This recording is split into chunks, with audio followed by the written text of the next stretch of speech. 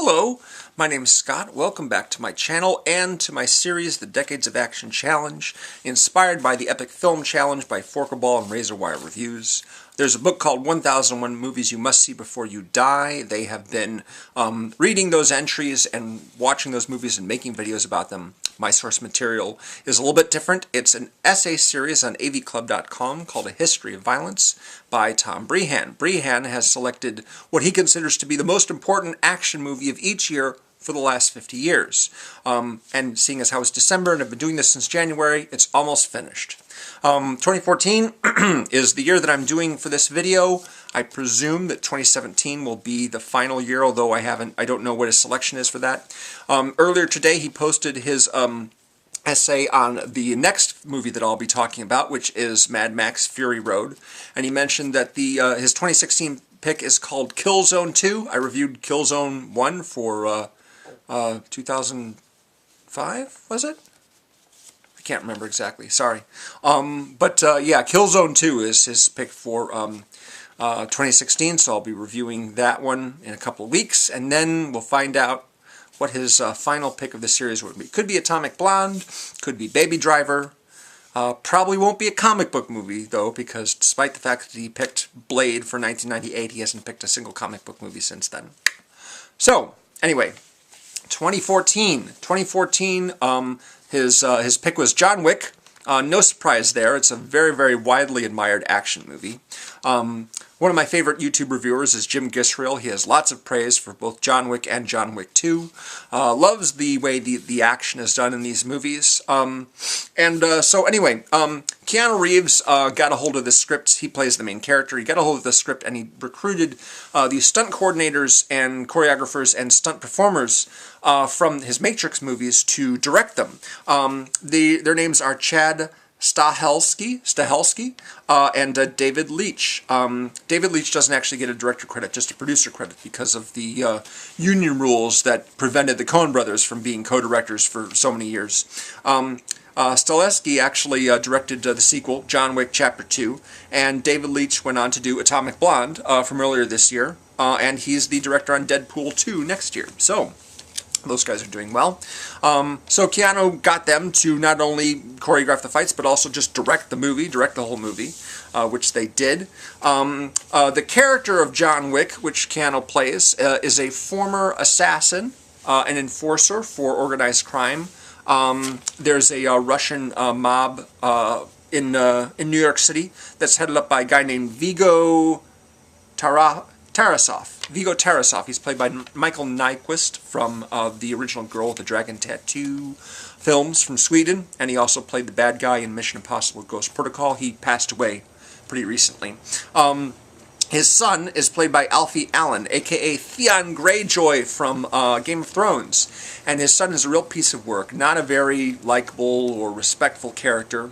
At the beginning of the movie, he comes across Keanu filling up his '69 Mustang at a gas station, offers to purchase it. Keanu says no, and they retain his license plate, and he and his friends show up at his house later on to beat him up and kill his puppy and then steal the car. And when they turn it into the chop shop, run by John Leguizamo takes one look at the car. He's like, "Where'd you get that?"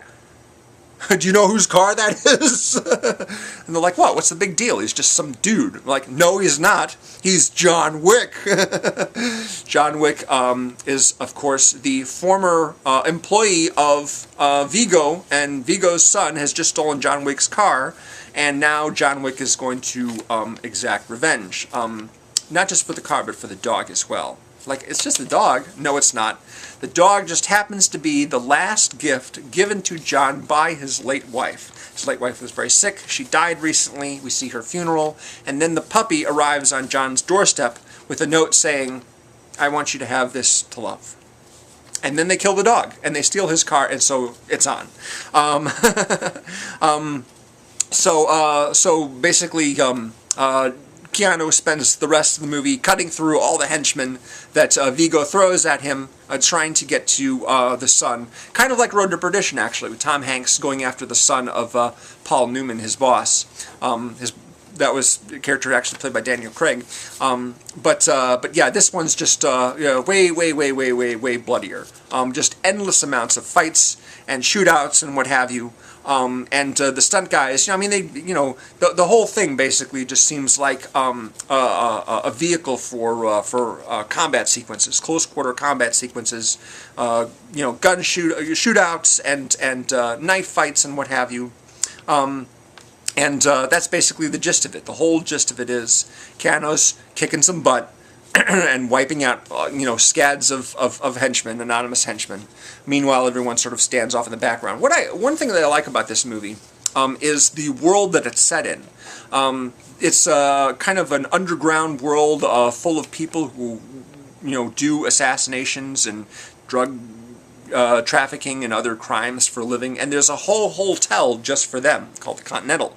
Actually, I've also read this is going to be a television series, or they're planning on doing it anyway, called the Continental, which is set in this hotel that is populated and occupied by nothing but organized crime. The rules of the hotel are, you know, your business is your business, but you don't conduct business on hotel property. You don't kill anyone else on hotel property, even if they're from a rival family, rival organization. You know, the hotel is just for staying here and chilling out and recuperating after you've wiped out, you know, all kinds of bad guys off our grounds. A favorite character of mine is played by Lance Reddick. He is the concierge, and he's endlessly polite to everyone who's staying there. He understands everyone's business there, and offers to get them medical assistance and get them new clothes and booze, you know, to numb the pain after they've, you know, spent an evening fighting off dudes. Yeah, great, fun character. Actually, they actually have their own form of currency as well. And I actually rewatched this movie pretty recently. At the beginning of the year, I rewatched it because it was on the Sci-Fi Channel, before going to see John Wick 2, and I'd forgotten about the gold coins. Everyone has regular money, but that's for regular people, you know, that's for interacting with regular people. When they do deals with each other, they pay each other in these special gold coins. So that's kind of fun. Who else is in this movie? You got Dean Winters. Dean Winters, who plays the Mayhem character from the Allstate commercials. He's one of the mob guys. He's a lawyer. Willem Dafoe is an associate of Keanu, you know, an old friend, and he gets the contract to take out Keanu along with everyone else, but he spends most of the movie trying to help him instead, much to Viggo's rage. John Leguizamo, Ian McShane is the guy who owns the hotel. He's just got a couple of scenes. There's more of him in the sequel, I think. Adrianne Palicki is another assassin, and she has a couple of combat scenes of her own. She ends up breaking the hotel rules by trying to kill John Wick in his room. That's a big no-no, so she gets in big trouble for that. And Bridget Moynahan, lovely Bridget Moynahan, plays Keanu's late wife, but she's basically just seen in flashbacks. There might be more scenes of her on the disc. I don't know. I didn't check. I just watched the film. So like I said, this is a movie that's really, really widely admired. And it's clear just the work they put into the action scenes. It's basically a vehicle for fight scenes and shootouts. And Keanu, he's like in his 50s, but he's still in terrific shape, and he's very, very committed to, you know, making the best possible action movie that he can. But I have two major issues with this movie. The first is Keanu himself. It's really hard to buy him as this cold-blooded character. You know, he just seems too easygoing. I mean, when he's fighting people, you know, he's very committed, and, you know, you see him really, like, go for gusto and everything like that. You know, I guess it's his persona, or maybe it's just the way he speaks. You know, he just seems a little bit too laid back to be like this guy who everyone's afraid of. I mean, they talk about him all the time and what he can do. You know, he killed a guy with a pencil. I remember the line from the sequel from earlier this year. Peter Stormare's like, "Do you know what John Wick has done? Do you know what he's capable of?" And his buddy's like, yeah, I heard about it. He killed a guy with a pencil." He's like, "He killed a guy with a pencil!" So they're all like, "Oh my goodness, this guy is something else." And the reason why John Wick isn't part of the organization anymore, part of Viggo's crew, is because he met Bridget Moynahan, fell in love, wanted to get married, wanted to get out. And so Viggo told him, "Okay, you want to get out? I want you to leave my organization in a position where we don't need you anymore, so I want you to take out all these rivals, take out all of them, and make sure we have no competition left. And after that, you have my blessing. I'll pay you lots of money. Go off and live your life. We'll be good. So that's what happened, basically. He wiped out a huge number of people before the movie even began. And everyone's just like, really, really worried about, what he's capable of.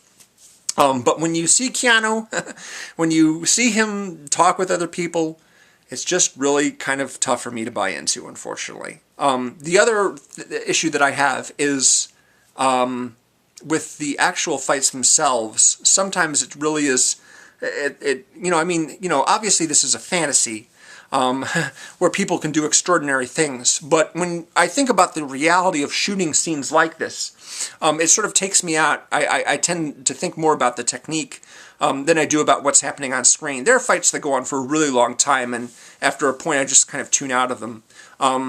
There's one bit where Keanu is basically tied to a chair. One guy gets killed, he fights with the other guy, wrestles with him on the ground. It goes on for a really long time, and I just sort of, my mind was wandering at that point. But the gunfight sequences are what I've had the biggest issue with. I've seen enough movies to know essentially how guns operate, even though I've never really fired one. And how they work, the different parts and everything like that. So when I see Keanu basically blasting guys at point-blank range right in the face, I think to myself, well, he's not actually doing that, because firing blanks directly into an actor's face was incredibly dangerous. So he's not even actually shooting blanks. He's got a prop gun and he's maybe pulling the trigger and the guy is reacting to it. But all the muzzle flash, the gun shot sounds, the blood spurts, all that's added later. There's one scene where he takes out a guy, a really big, muscly henchman dude, who's shirtless, and when he fires into his chest, into his head, you can tell there's no squibs, no prosthetics to create the blood effects, and the gunshots and everything like that. So it's all in post. And so that sort of takes me out of the movie as well. He fires directly into guys' faces quite a lot in this movie. And I just, I can't help but remember that you can't actually do that on a movie set. You would seriously hurt the people, even if you're not actually firing bullets, you're just firing blanks. So it's just a matter of him pointing the gun, chest, head, guy 1, guy 2, guy 3, boom, boom, boom, and it's just all added in later, and, it's hard to really just stay with the scene, stay with the reality of the scene, the suspension of disbelief, when I keep remembering that he's, not actually firing anyone. It's funny, I have no problem, watching movies that have tons of CGI in it, CGI planes and cars and robot suits and everything like that, but this movie seems to go for something a little bit more real, the close quarter combat, like, in the Jason Bourne movies. But, when Keanu fires a gun this close to his face, when he's firing like this, I keep thinking, if he was actually shooting something, even a blank, then the slide would come back and break his nose, yeah. So it's not my favorite action movie. There's things that I like about it, but yeah, the reality is of it, the fight scenes go on for a really long time, and eventually I just sort of tune out and get a little tired. There's something to be said for making them shorter rather than longer. No disrespect to the people that create this stuff. They obviously work very hard, and they deserve all the respect that they get. But again, it's just me. I don't want them to go on forever. I need to be able to buy into what I'm watching, and so this isn't one of my favorites, unfortunately. And I can't say that the sequel was any better, because it's even more fighting. And fights that go on even longer, and the style of the shooting doesn't seem to have changed all that much. Saw a couple practice videos of Keanu practicing pulling at his gun and holding it again this close to his face. I'm like, don't hold it that close to your face. It should be out here. It should be more like this, not firing from this position. It doesn't make any sense to hold it that close to your face if you're shooting someone. Yeah, it just doesn't look real. So anyway, yeah, that's my little video on John Wick. Like I said, there's things I like about it, like most of the actors in it.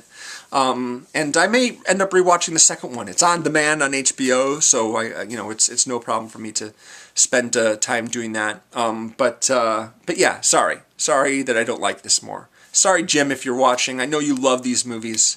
Just have a harder time with them than I do other action movies. What are you gonna do? Mad Max Fury Road. That's next week, 2015. And so I hope you'll tune in for that. If you'd like to read Breihan sing John Wick's praises and gush over this movie, his essay is linked below, along with my Facebook page and the playlist to the other videos that I've done in this series. So 15, 16, 17, yeah. Just 3 more videos to go left in this series. Almost finished. It's been quite a ride. I will see you next time. Thanks very much for watching.